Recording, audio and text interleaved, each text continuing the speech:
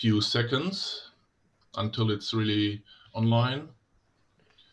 Oh, I see really people from all over the world, from New Zealand, from Greece or Cyprus, from Serbia, from it, and it's only the people I can recognize by name and by country. Some people from Germany also. Portugal is here. Wow. Then this sounds like Asia is also already in with us. That's great to see.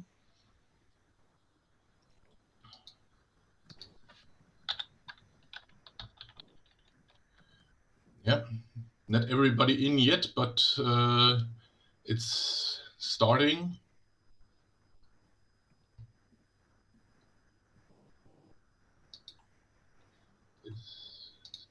Yeah, and the live stream is working already. That's good to see.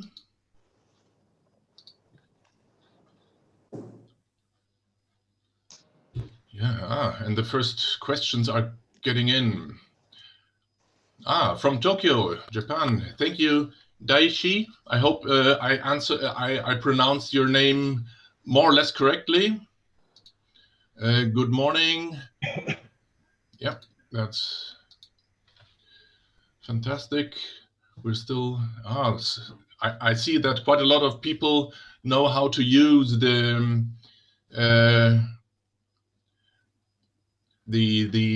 instruments. One hand is up.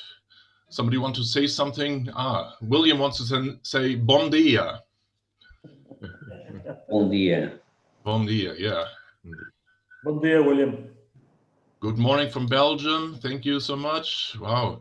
Good morning. This is fantastic. Bonjour from France. So this is really multilingual, which is coming in. Croatia, Germany, Athens, Kalimera from Athens. Oh, I love that.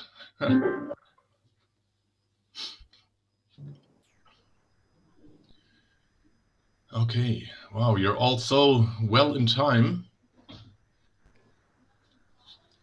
Poland is in, Cyprus is in, George, yeah, cool.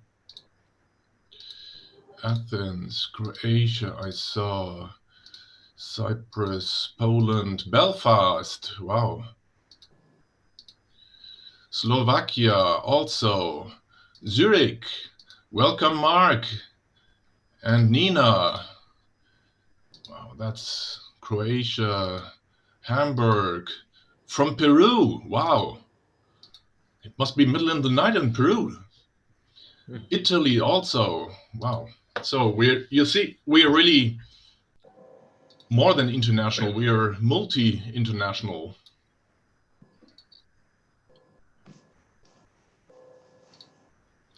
As we already have 10 o'clock and we said we will do we should be in time, more or less. So I will start now with a few technical explanations to all of you. You have already seen this question and answer way how to communicate with us. I'm just showing you, this is the sign which could be seen in the bottom line of your screen. It depends on the language setting you have. In German, it's F und A, Fragen und Antworten. In English, it's Q&A. In Spanish, it would be probably like preguntas y respuestas, whatsoever. So depending on the settings you have, you will see that down there.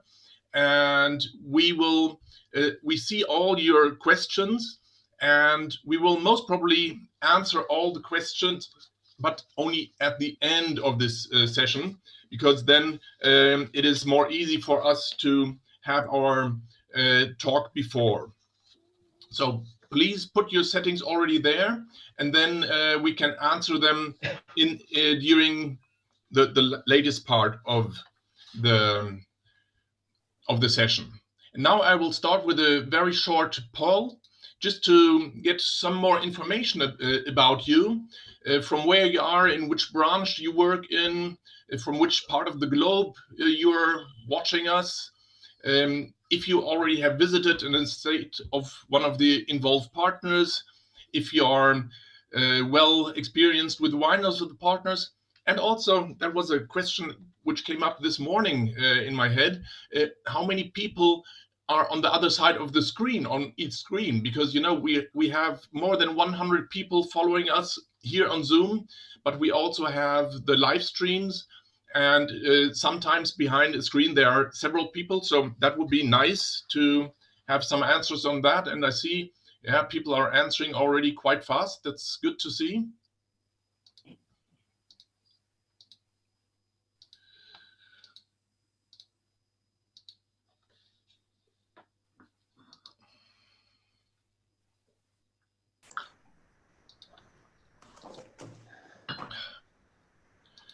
And after we have finished with a poll, I will make a small, very short introduction, but I think we can give a minute more to answer these questions in the poll.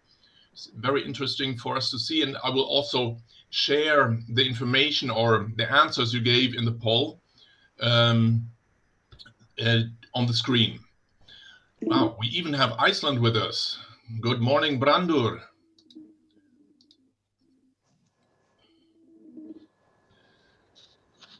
Wow, already over 80% of the people have answered to the questions. This is great to see.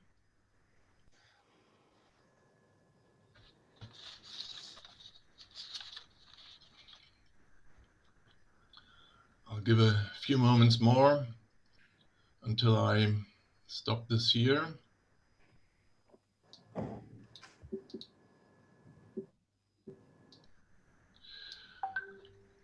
Okay, I'll stop the poll now. We're at 90%, so that's quite a good quote, I think.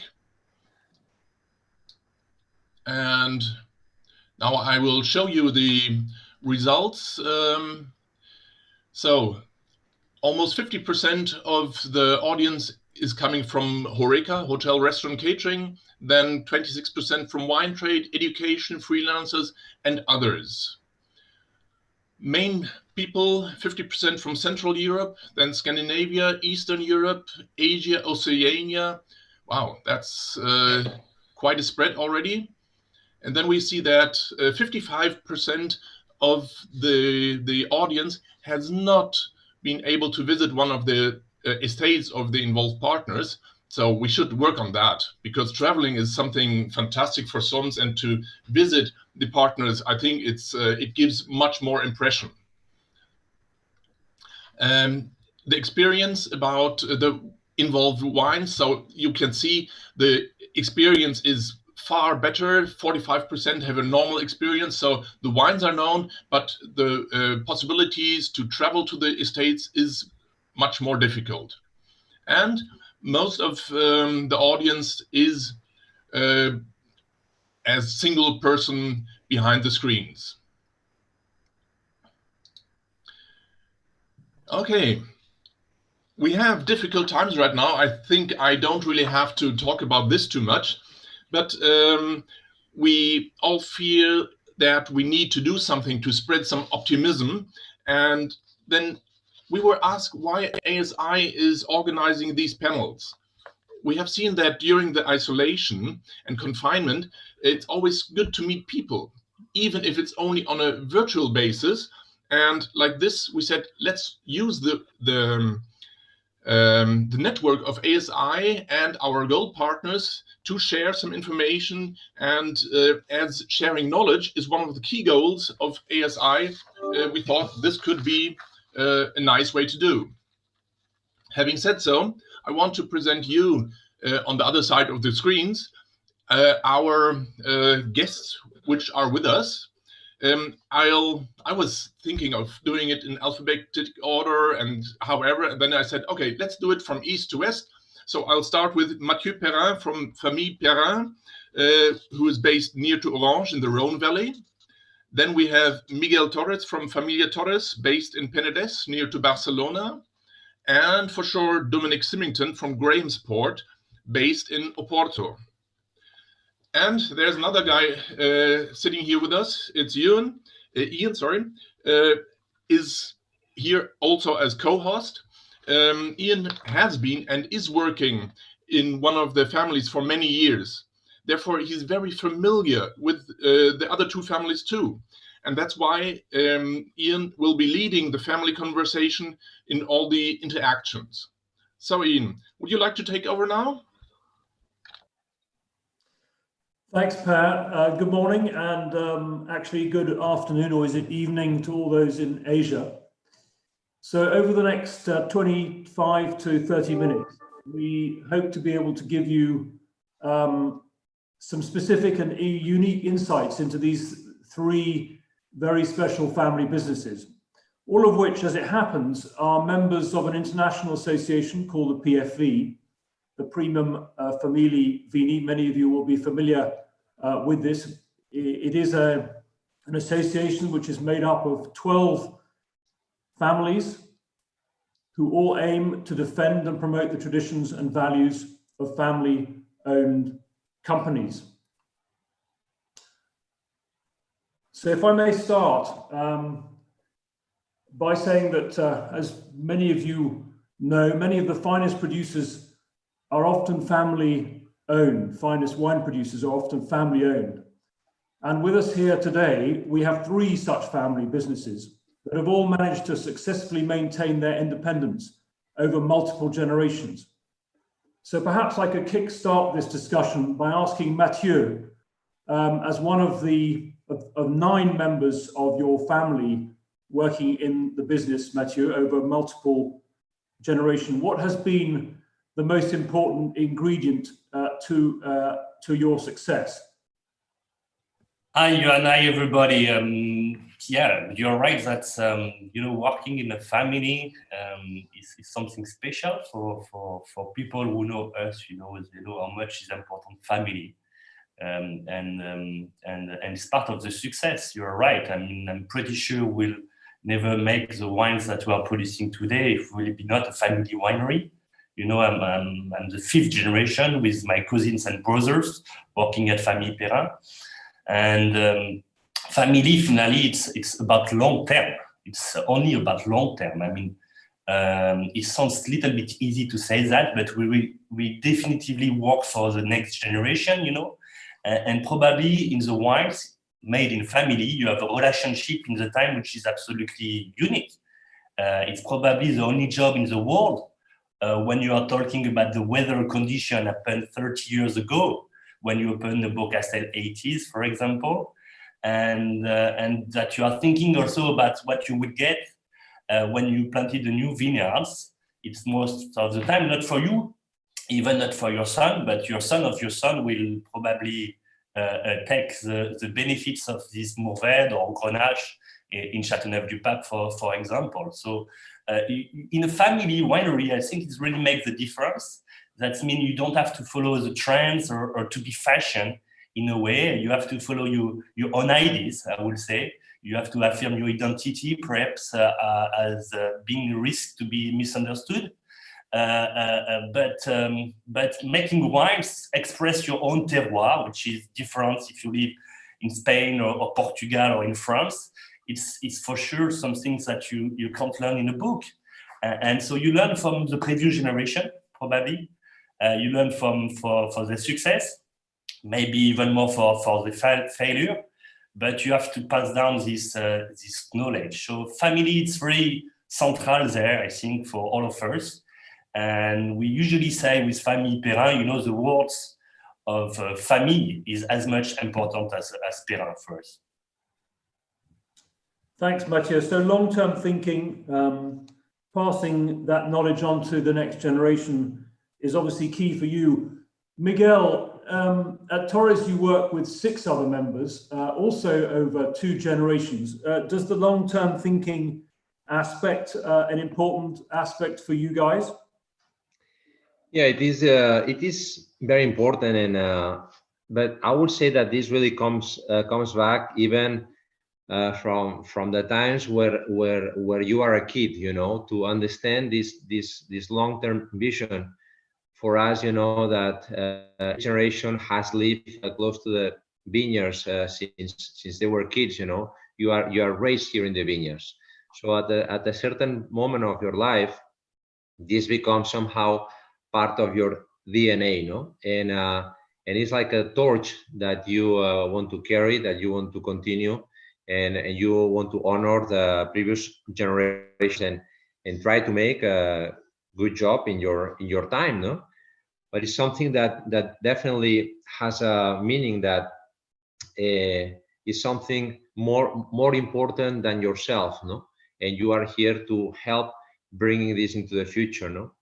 I would say also that is very important, that the capacity, at least in our family, of reinventing ourselves on almost every generation. I remember, you know, the father of my great-grandfather went to Cuba, you know, to sell Spanish wine into the Cuban colonies from Spain on those times, no? My grandfather was the first one in the region bottling wine, and on those times it was very unusual to bottle wine here in the Pinellas, no? And my father started to make some of the first single vineyards here in Spain, no? So it is very important at the same time not to sleep in your laurels and to continue trying to find new paths. Miguel, thank you. I like your analogy of carrying the torch. A little bit similar to what Matthieu was saying about passing on to the next generation. And also, of course, talking about reinventing yourselves. I mean, we have to continue to remain relevant, listen to customers, and make sure that what we do is relevant to them as well as to ourselves. Dominic, you are part of a family that has 11 members, 6 of which have, from the fifth generation, that have just joined in the last couple of years. I guess that you're living through this moment of passing that information from one generation to another that Matthieu alluded to.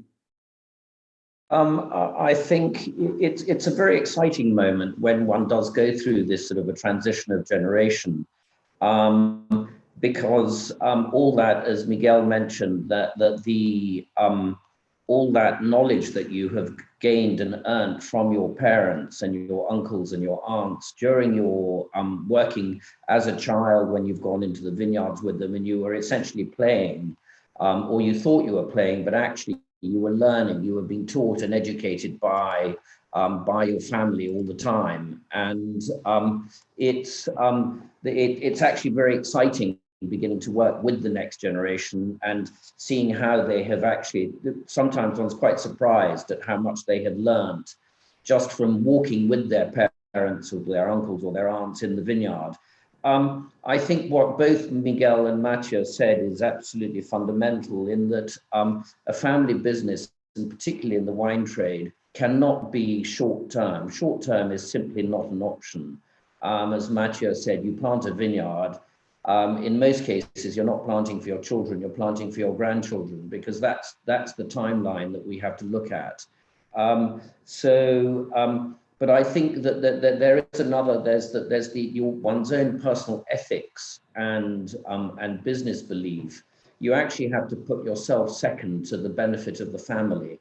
You can't be arrogant or self-centered in a family business. You've got to share, and everybody is pushing together to work. So it's a combination of all the family members and that integrity and the passion that you have for the work of your family business.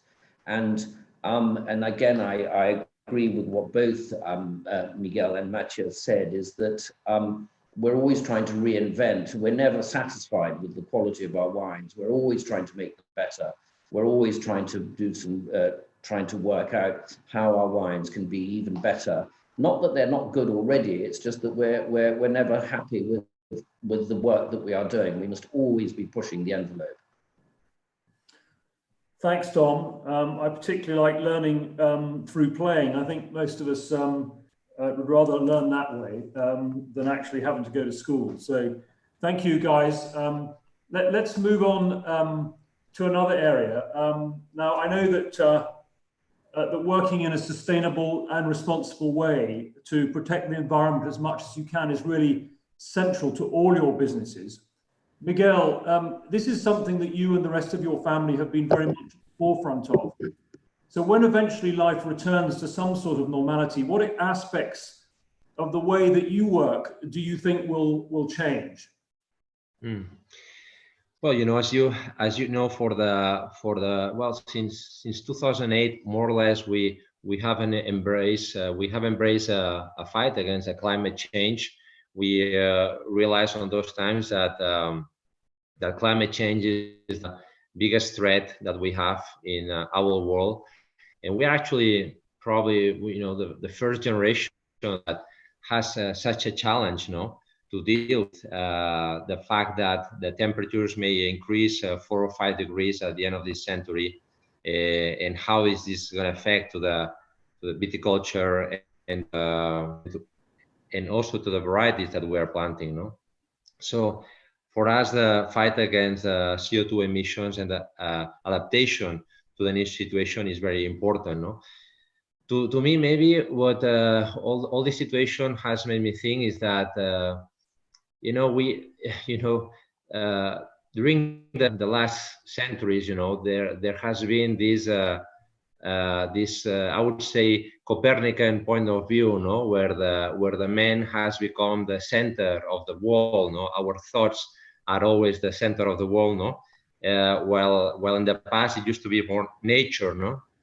And I believe that all this makes us a bit more humble and makes us think that we are part of nature, no? So we have to take care of it, no? So we are gonna fight even more in order to lower our carbon emissions. Today we have already lowered them by 30% since 2020. Since 2008. I mean, what I'm gonna do is that you know, just one thing also is that on the trips that we are doing, I'm going to think more, you know, about where I'm going, why am I going there. I used to take sometimes trips, you know, very, very fast to one place to another. I want to be more present and understanding more what I'm doing in every moment, no? So, you know, it's somehow a better connection with nature on everything that we're doing. Thank you, Miguel. This is obviously an important, a very important aspect, and I think adapting to the situation is so important. Thinking about where and why we are doing things is another one. Dominic, I know that you have recently taken an important step in becoming the first Portuguese wine company to gain B Corp accreditation. So I imagine that you have already seen quite a lot of change in this area.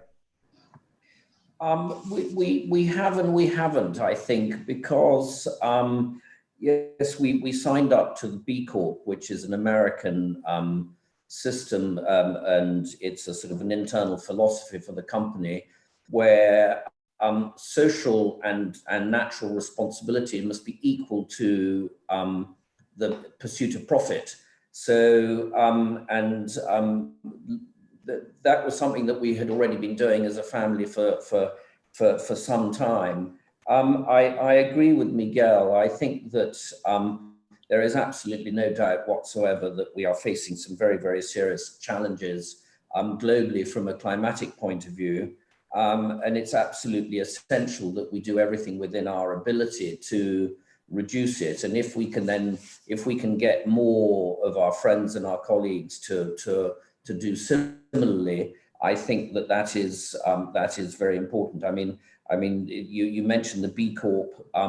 Miguel's family business have set up jointly with others, and we have signed on to it as well, an association of wine companies, which is International Wineries for Climate Action, which is taking the obligation of reducing CO2, pooling knowledge and information between us and best practice, so that we can share, so that we can all work towards these challenges that we face. we've been working on some quite advanced work on CO2 capture during vinification process to stop it just being released into the atmosphere. We're doing very, very substantial research on rootstock and viticulture because irrigation on its own is not a solution to it, because water is a very rare and is a progressively less available natural resource. And so we have to understand how we can manage our viticulture in a drier climate and in a hotter climate, because just irrigating isn't going to mitigate the effects of this climate change. So yes, it's something that is very serious, and we must work towards it. I mean, it's a serious challenge for all of us, and we can't simply ignore it. I mean, there's absolutely no possibility that we can pretend that it isn't there, because they are the naysayers. They are people who believe that we've got to carry on and pursuit of profit is above all else. But actually, this planet that we live on is really quite important. Thanks, Dom. But it'd actually be interesting to understand a little bit more about what you were saying about CO2 capture in the vinification process. Perhaps that will be for another day. Matthieu, I understand that your grandfather, Jacques Perrin, was one of the first to take organic and biodynamic agriculture seriously. So I'm sure that you've got plenty to say on this subject. Yeah, you're right. I mean, Johan, I mean, for a long time for Jacques Perrin, it was easy, it was natural to do that, but now it's an urgency for all of us. And as Dominic and Miguel Torres say, we must react. You know, in the wines, we were talking about next generation, long term. We want to give terroir, but in a good condition. I mean, and in the wine, more than as farmers, we were one of the first to see all the impact of this global warming, because weather is something that we follow every day. And Jacques Perrin, you are right, was one of the first in the 60s to decide to stop all the pesticide, insecticide, and chemical products at the winery. And after that, doing biodynamic in the beginning of 70s. But it's not enough, definitively. CO2, it's something important to control. I think one of the biggest challenge also it's how to use water, especially when you are living in south of Europe. You know, water, it's for a long time in the farming, we use it as it was normal, but in the future, we must control how many water we use. And we are in a way to make a rebuilding of Beaucastel, beginning of after the harvest, beginning of October. And the challenge there is not to make a new winery, you know, very impressive, but just to use the natural things that we have all around the property as natural water, keeping back the water from the rain, to use the wind, because we have a lot of wind in south of France with Mistral, and to use sun. Finally, we have everything there to reduce the environment, the impact environment. And this is the challenge that we are used to do by the previous generation, but now it's not just enough. I mean, it's something that we have all to follow every day in the small details, including moving, you know, traveling, and we have to educate much more our clients as well. Thank you, Matthieu. Clearly very important aspects, and so good to hear that all three of you are doing slightly different things, but all very much focused on the same aspect. If I may move on to something perhaps a little bit closer to the product itself. I've always believed that it is important that as a wine producer, that one should make time to enjoy other people's wines from other regions or indeed other countries. So Dominic, having started your working career in the UK wine trade, where I imagine that you must have tasted a fair few interesting wines from around the world, is there one wine producing region or country outside your own that you are particularly fond of and perhaps you might share with our viewers the reasons why. I've thought about this question quite hard, and in reality, I think it's an extraordinarily difficult one to answer, because I think by nature, working in this wonderful business that we do, this wine business, is the sheer pleasure of tasting and trying wines from the different countries and the different places in the world. I make an absolute point, be it as a gastronome, because I think if I enjoy wine, I also enjoy food, that I try to make a point of eating the local foods of wherever I visit in the world.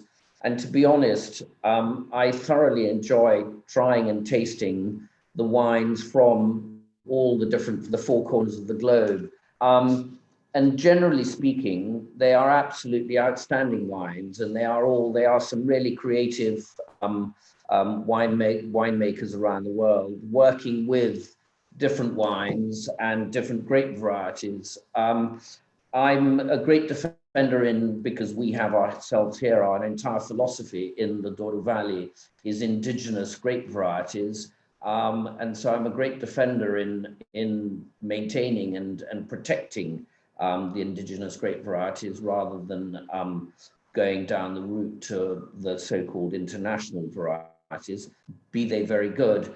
The first really great wine that I ever drank, I was given when I was still relatively young, working in London, and it was an extraordinary Bordeaux. It was Ducru Beaucastel, 1961. And to be honest, it was unbelievably good. But to say that I actually, the wines, I think I am now probably more in favor of Southern European wines and the Mediterranean wines. I have here with me today a small bottle which comes from from Matthieu's wine. I'm not sure if you can see it very clearly, but it's homage à Jacques Perrin. It's 2001, and Matthieu, I have to tell you, it is absolutely outstanding, and I'm sure you know it. I do enjoy the Rhone wines. I enjoy the wine, the various Italian wines. To put my finger on anything in particular, I think would actually be a disrespect to so many of the wine producers that are making extraordinary wines around the world. I think that it's the enjoyment and the respect of the wine. If it's a good reflection, if it represents its terroir with integrity, I think it's a very good wine. Rather than saying what is my favorite wine, I don't have a favorite wine because I thoroughly enjoy pretty much all of them. Thank you, Dominic. Very diplomatic. But I have to say, Ducru Beaucastel 1961 must have been an amazing moment. It was indeed. So, Matthieu, very simply, where does a guy from the Rhone go when he's looking for something different? Yes, I'm agree with Dominic. It's probably until now the most difficult question we get. But you know, I thought first it was a good idea to open a Mas de la Plana for starting the interview today from Pinellas, Cabernet Sauvignon 2004. It really helps for doing the interview, and it's really enjoy. You know, I really enjoy it now. And I thought for a long time, as Dominic, about this question, and I say, okay, I should answer anyway. And I was thinking about all these good memories I had with my family. You know that we are a large family, and finally we have many celebrations. We have always a good excuse to celebrate anything when you have so much Perrin working at the winery. And when we celebrate, we drink wine from all over the world. I mean, really, we are, you know, it's our passion about wine. So making a choice is very difficult, but I try really to find something. And as I remember, every time we have for sure a bottle of champagne on the table. I mean, for beginning to continue or to conclude, I mean, champagne, it's almost in every moment as a family, you know, there, because we are living in the south and we love minerality probably for champagne. And we love every champagne, you know, as the terroir is authenticity and it express the simplicity and the complexity in some times of champagne terroir. We always have a bottle of Polo Roger, for sure, different from Primum Familia Vini. Obviously, it's easy way to do, but we love champagne from Aigli Ourier, for example, or Pierre Peters at Monsieur Roger for their Blanc de Blanc that we are big fan for a long time. I mean, bourbon of champagne are absolutely unique. And wherever you are in the world, we have to admit that this is very special champagne.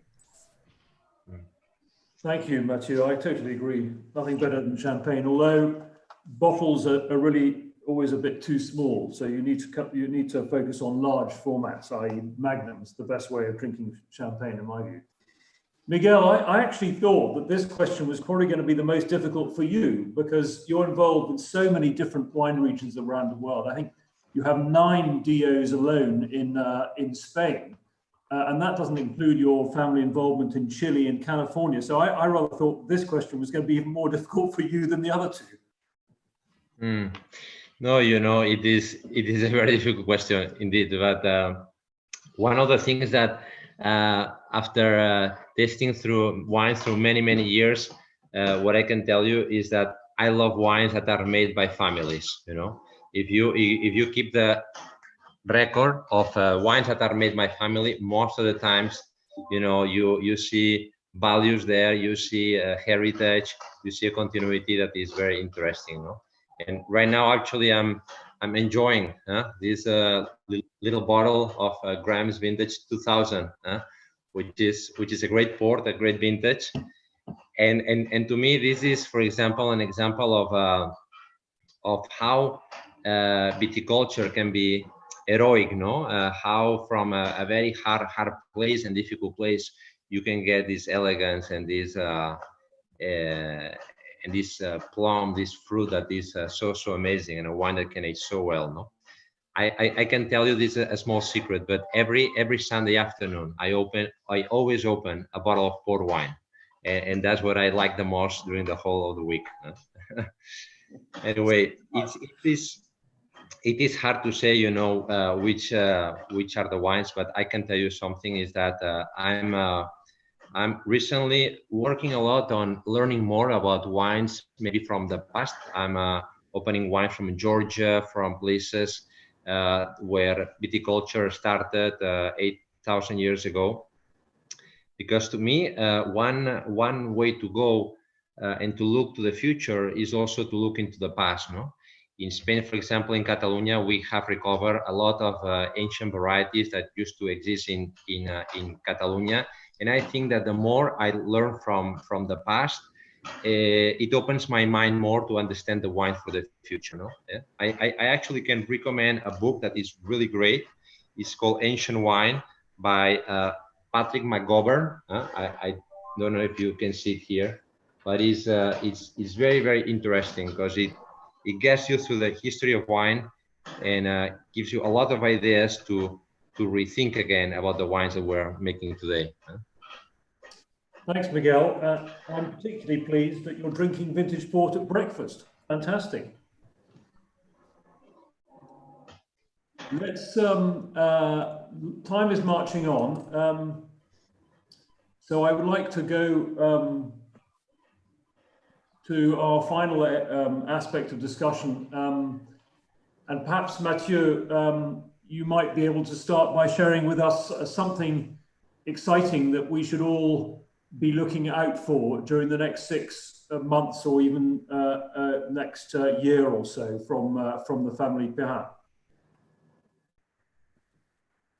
Yes, you know, in a family, when you are 9 working at the winery, every day you have one which is coming with a new idea. I mean, it's fantastic because, you know, we create lot of new projects. Most of them never appear, but we think every day about how we can involve ourselves, how we can improve everything. But from now, we have something very exciting to announce. You know, we are partner in Miraval since 2012, and over there we are trying to push the quality of Provence in a premium way, when long times, you know, the rosé category was not considered as a serious wine. We wanted to show in Miraval since 2012 that rosé can compete the top red and the top white. And we learned a lot about how to make rosé over there. You know, Miraval has been always a different project. It's a glamour project, and on the side, very new for the winery. And we think that finally we can take this experience of how to make a very premium rosé outside of Provence. And we launch before the end of the year champagne rosé. It will be a champagne. It will be House of Champagne will be dedicated only and exclusively and for the first time about rosé. And we'll try to push the quality of champagne rosé as far as possible. It has never been done before. For that, we'll make a partnership with Rudolf Peters in Méliès-sur-Ogier. And it's really the beginning of project. I can't tell you too much, but we'll try to push the rosé category in Champagne as far as possible in a quality way. Fantastic, fantastic. We look forward to seeing that on the shelves at some stage in the future or in the restaurants. Miguel, what about from the Torres side? Well, so in this month, actually, we are gonna release a wine that is a very personal project. It's from Rías Baixas, from Galicia, made with a variety Alvarinho. Okay, and you can see a bottle here. Maybe is called Paso, Torre, Pinellas, Blanco, Granito, and this is basically a wine that comes from a single vineyard of 6 hectares of very old Alvarinho vines from a state that dates back to the 14th century. And one of the particularity also of this wine is that it's the first modern wine that makes the fermentation in eggs of granite. Granite, as you know, is the terroir that you can find in Rías Baixas in Galicia. So we wanted the granite to be part of the wine during all the process, no? And we made some eggs that are made with 4 pieces. These are the wines made in the modern times, I would say. And it's very interesting because the wine, a part of the typical freshness of the Alvarinho, it gets a certain salinity that is very, very interesting and unique, no? So there are only around 2,000 bottles made of this wine, but I don't know. I think that that is a wine that is made today, but really talks a lot about the ancient ways that the wine was made in Rías Baixas. Wow, fantastic, fantastic.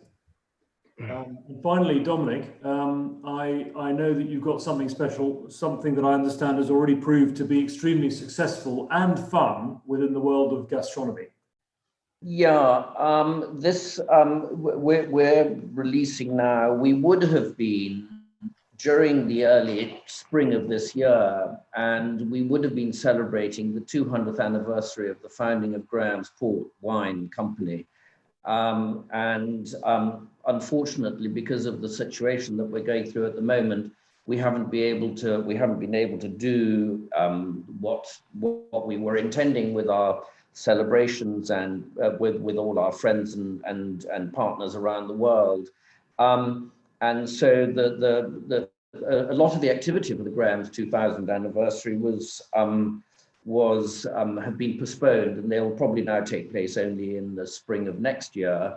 It'll be a year late. I'm sure everybody will excuse us for doing so. But what we do have is we have a wine that we are releasing, which is a 1990 wine. So it's not only do we have the 200th anniversary of Graham's Port as a company, but it's also the 100th anniversary of the building of our current cellars, the wine cellars, the aging cellars for the wines. And so we're releasing a rather special bottle, which is quite big and heavy, because it's a 4.5 litre Jeroboam, and we are not releasing 75 cl bottles. We will be selling them in our shop here at the cellars. But from a commercial point of view, we will only be releasing into the world the 4.5 litre bottles, and exclusively into the restaurant business. So only so it's not going into any type of retail sale whatsoever, and it'll only be sold on premise in the restaurants around the world. And as I'm sure many of our friends who are watching today will know, that these Jeroboams of port, of tawny port, have proven to be incredibly successful in restaurants and in the service. So this is this little baby that I've got here in my hands, which is bigger than I am, actually. I don't know if you can see it, but it's so that is the special edition that is being released to celebrate the Graham's bicentenary, and again exclusively for the restaurant trade, so it won't be offered anywhere else. Thank you, Dominic, and thank you, Matthieu and Miguel. Three fantastically great things to look forward to over the coming months, and I think we all look forward to seeing better times, and these wines and the exciting projects will be part of that. This brings us to the end of this part of the session. I'll now pass on to Perrin, who will continue the conversation, I think. Yes, thank you very much. And thank you guys for these fantastic insights into your philosophy, into your thinking and working and doing, even into your projects for the upcoming months. So I think this is really fantastic information we can already have. You're all well-established wine families exporting in so many countries over the world with success. Why is it so important to create this link with ASI, with the international, or with the Association de la Sommellerie Internationale? Dominic, what is your approach? I think from a global point of view, the sommelier ends up being our ambassador in the world. I mean, they can present our wines to so many customers, and they can give them the advice when they are in a restaurant to our guests in the restaurant, so that they can enjoy the wines. They can suggest that they can be a little bit more adventurous than perhaps they would be. They can introduce them to the wine that, Miguel's new Riège Baixas, or they can introduce them to the Perrin, the Rosé Champagne project that Matthieu has just mentioned, where they might not have the consumers might not have the opportunity to see these, and the sommelier is, to use that slightly, the marketing phrase, they are the gatekeepers. They are the people that can introduce the knowledge that they have, and that is absolutely extraordinary. And they can introduce our customers, our guests, to all our wines. And so it's a natural partnership between us as the wine producers, and they, with their extraordinary in-depth knowledge, of presenting them to the people who will end up enjoying them. Because at the end of the day, our wines, it is a way of life that we live in the making wines, as Matthieu and Miguel have said. But what we really want people to do is to enjoy drinking our bottles of wine. That is the most important thing. Thank you so much, Dominic. Miguel or Matthieu, do you have any additions to this statement? To me, there's so much work behind a bottle of wine, no, and so much thought and so much time invested there, that at the end, from the vineyards, we really dream that this is gonna come a wine lover and is gonna have a great experience, no. But this most of the times only happens when there's a person that has the knowledge but also has the heart, no, to understand these wines and to explain these wines, no. So to us, the work of all the sommeliers in the world, what they are doing is amazing, which is to bring these experiences from the vineyard and combine them with gastronomy to create a unique experience for the consumer. Thank you, Miguel. Matthieu, what do you think?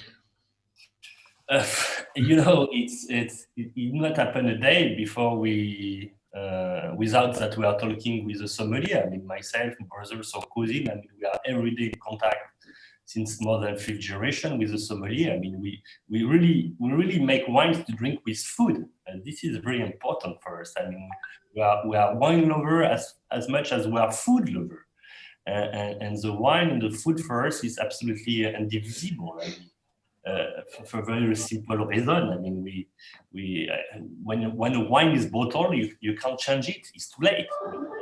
You can adapt it as much as you want to highlight the wine and the food, and potentially make an harmony and bring a complementarity between each other. So, you know, we sell our wine mostly in a restaurant, and the role of the sommelier first is absolutely central. I mean, we are definitively part of the same world. I mean, we talk about the same language, and finally, SI, you know, supporting this association was evident first. I mean, just to thankful all the sommeliers from all over the world, which are supporting the wine of Famille Perrin, Beaucastel, and the wine in general. I mean, not about talking about Famille Perrin, but promoting the wines all over the world every day. I think it's fantastic. Thank you so much, Matthieu. And you already pointed out that your wines are made especially for combining with food, which is very interesting. And what do you think the sommeliers expect more about the wine being more human, about more emotions behind the bottle when they come from a family company like Famille Perrin? Yes, probably. I mean, we were talking about that. I mean, you have so many good wines everywhere in the world today. I mean, to make a choice in a restaurant is very difficult. I mean, you have good wine in Chile, in Argentina, in Spain, in Germany, and in so many other places, of course. I mean, because for making good wines today, we have techniques for that. I mean, the general level of the wine has been increasing a lot everywhere in the world. And I think the sommeliers, the people looking for more emotion, you're right, more terroir. And we have to really find the verity of the terroir. If you make a terroir wine, you know, wine which expresses his soul, his climate, his variety of grapes, and maybe the works of women and men, which have been working generation after generation in family.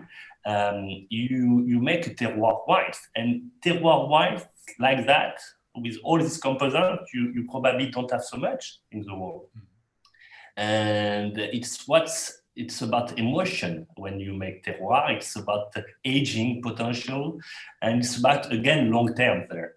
So I think we really have to express the truth of the terroir in our bottles to explain what makes the specificity of our history, of our soil. So it's a huge combination of the passion a family puts into the terroir, and then bottle all this together in the bottles we have.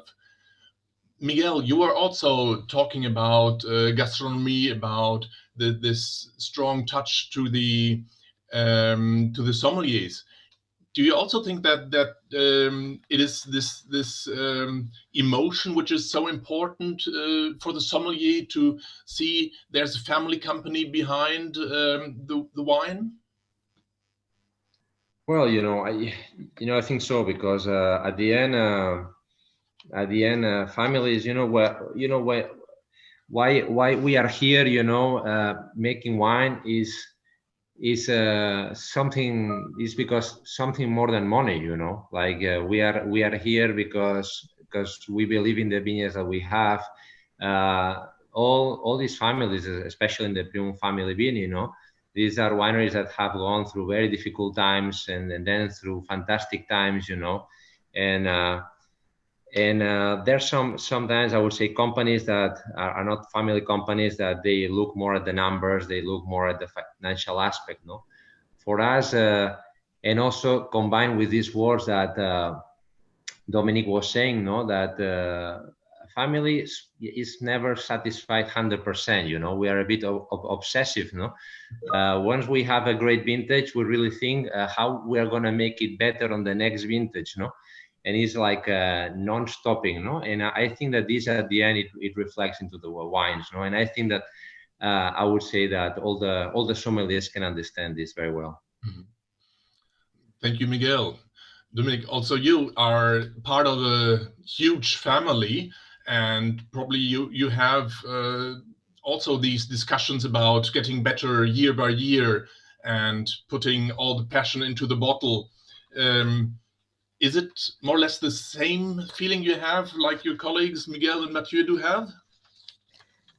Yes, it is. And I think, I mean, that thing that Miguel just mentioned, that you know, at the end of the day, although we're making an absolutely amazing wines, we always want to push ourselves a little bit more and understand the terroir a little bit. There's one word that I was wanting to say, and is that, that we have this extraordinary empiric knowledge of our vineyards that comes from, it's handed down from generation to generation, but we're never satisfied with the amount of knowledge. And I think that the advantage we have today is that that knowledge has advanced quite significantly over the years. The scientific, the technical knowledge of the vineyards, the way the vines grow, and the research that all of us are doing into our vineyards and the rootstock and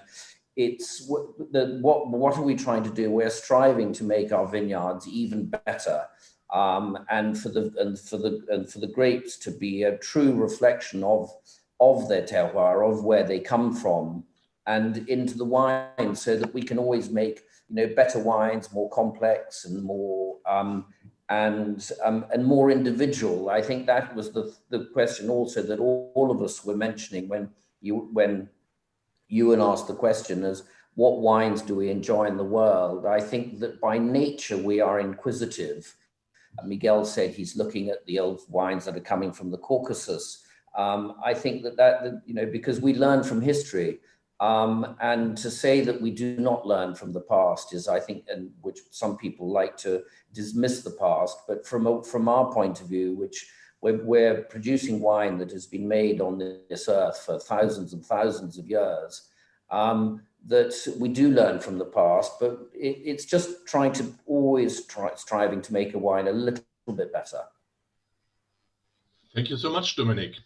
Yeah, what great insights we could get already now, and I'm seeing we're almost done with a full hour. So thank you, all the four of you. Thank you, Miguel, Matthieu, Dominic, Euan for sure also for this fantastic session. There are a few questions.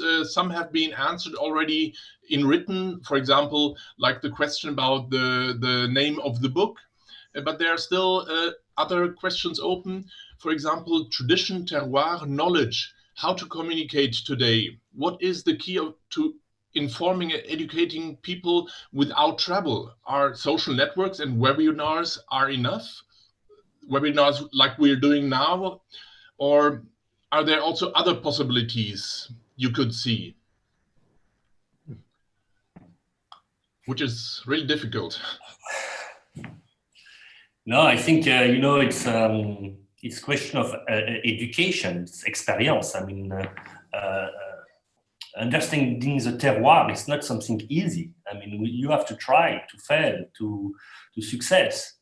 And the best way to understand what is terroir is to test many different wines from all over the world.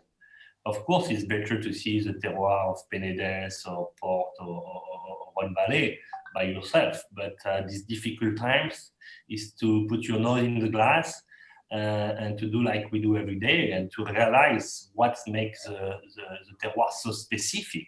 You know, a terroir must be the best expression of the soul. So we should have the authenticity of the soul without cleaning with wood or makeup, whatever it is, to very much keep the essential, the essence of terroir. And that's the best way is to test wine, definitively.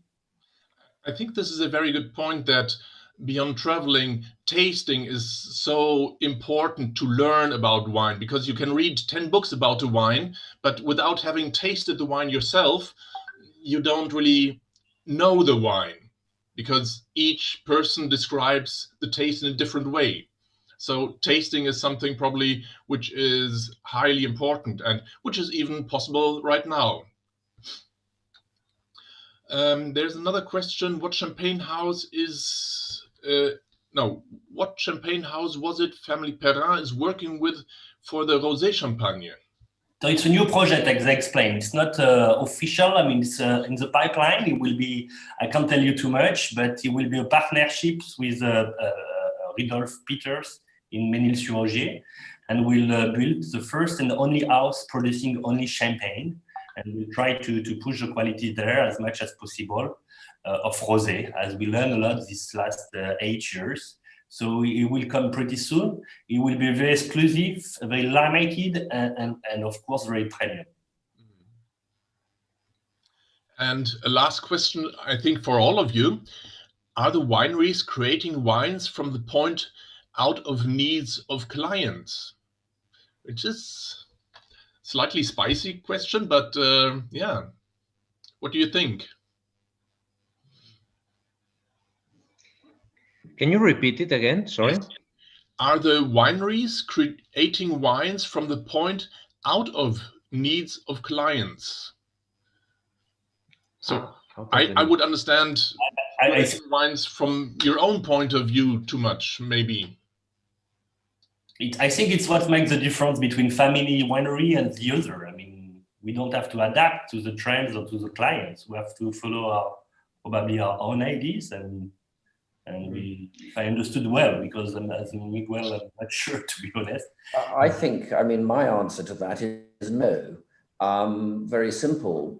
We make the wines to be expression of the terroir of where they come from, with our understanding and the ability of the grape varieties and the terroir where they come from, and our family history. I mean, we're not making wines to satisfy the particular like of one individual person. We're making them to be a true reflection of where they come from. I think and we hope that people will enjoy them, but we do understand that people have, some people prefer white wine to red wine, or sparkling wine to a sweet white wine, or a sauterne. I think, I mean, that's the natural choice of every individual, but we try to make wines that are the true reflection of the terroir where they come from. Mm-hmm. Okay. I find that, like every night when I go to sleep, I want to think that I'm making the wine that gives me peace in mind, no, on the sense that I'm doing what the terroir is asking for, and I'm trying to reflect this to the wine, no. So many times actually, like there are fashions that come into the wine industry, and people make the wine in this way or in this other way that we are not following, just because we have a particular way to understand the wines, no. And there's some people who like it more, there's some people who may like it less, no. But that's also the signature of this wine. That is what it makes it more unique, no, more special on that side, I would say. Yeah, style and taste, that's something, there's no right and no wrong. Who's better, Picasso, Miro, or whoever? So it's a question of taste.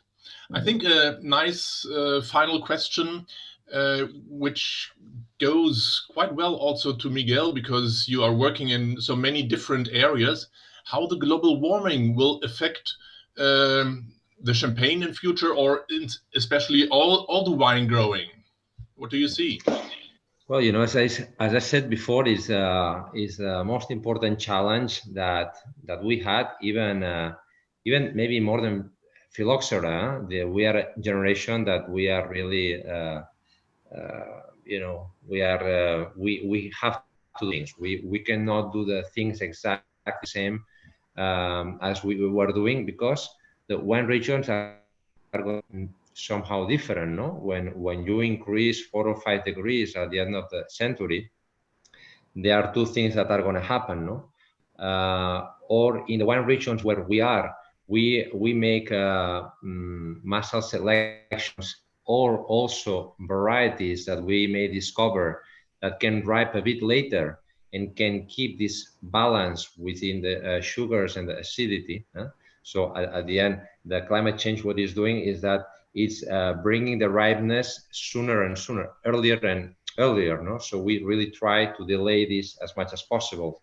So changes in varieties in the appellations, but also is going to bring new appellations. There are going to be new wine regions in the world that sometimes we cannot even think now, no? We are planting vineyard up in the Pyrenees at 1,200 meters high, no? We are experimenting in the south in Chile. We are in Chile for a long time, but now we are in the south of Chile in the Patagonia region, trying to experiment with viticulture there, no? So it's times of change, no? But these will bring also very interesting wines, no? But obviously, what we cannot do is to continue with this trend that makes us increase the temperatures at this level, no? At a certain point, we have to go down. Otherwise, the wine is going to be the least of the problems that we are going to have in the world, no? Yeah. I mean, just to cut in, I mean, I completely agree with Miguel. We started in the middle 90s in doing research in the viticulture with different rootstocks to see how they could cope with the changing climate, hotter climates, drier climates, and as Miguel mentioned, the massive selection, finding which within the family of one variety, which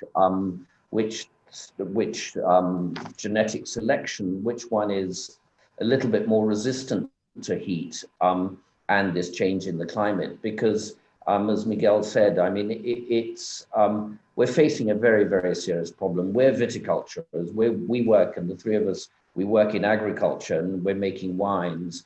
And there's one thing that is absolutely clear, is that the climate is changing. It is warmer, it's more erratic. There's more changes when you would have the 4 seasons of the year, and you could almost classify that your year would go from one season to the next one. Today, that's much more erratic. We're having storms at different times. We have dry winter and no rain at all in the winter, and then the rain starts in April or May, which is causing a lot of challenges. And I think, as Miguel said very rightly, to be honest, the wine is the least of it, because there'll be many much more serious problems around. We hope we can continue to make wine and for people's enjoyment, but unless we do something jointly about the changes, this is a bit more philosophical, but we really do seriously need to do something about it. Thank you, Dominic. Matthieu, are you also going up with the vineyards in the Rhone Valley? Yeah, what we see is that the peak, the extreme are higher and higher. I mean, when it's raining more than ever. When it's sunny or dry, it's drier than ever. And the extreme are absolutely amazing, and we are all afraid about that. We are lucky in Châteauneuf-du-Pape to have 13 grape variety, and we must use all of them. I mean, we have been using all of them in Beaucastel for forever. Because we think that it's also a way to adapt, to control this problem of global warming. And in this 13 grape variety, we use a big proportion of Mourvèdre variety, which is originally from Bandol, from the south of France. And planted Mourvèdre in Beaucastel is the extreme north of limit of ripeness of Mourvèdre. So we use a big part of Mourvèdre in homage à Jacques Perrin, that Dominic is drinking, but also in Beaucastel. I mean, we use probably the highest percentage of Mourvèdre than any other producer in Châteauneuf-du-Pape. It was made by vision by Jacques, and today it's really a good health for us. Definitively, we have to adapt the pruning of the vines, of course. We have a lot of mistral, which blowing from the north to the south, this very strong wind, which cooling down the temperature sometimes. And of course, we have to look about vineyards more in altitude, to look about freshness, definitively. Thank you so much. Yeah, I think it was a fantastic session. I'm really looking forward to seeing you again tonight and continue discussing, and let's see which insights will come up tonight. Thank you so much. Thank you out there to all the audience for being with us, and stay safe. See you tonight. Thank you. Bye-bye.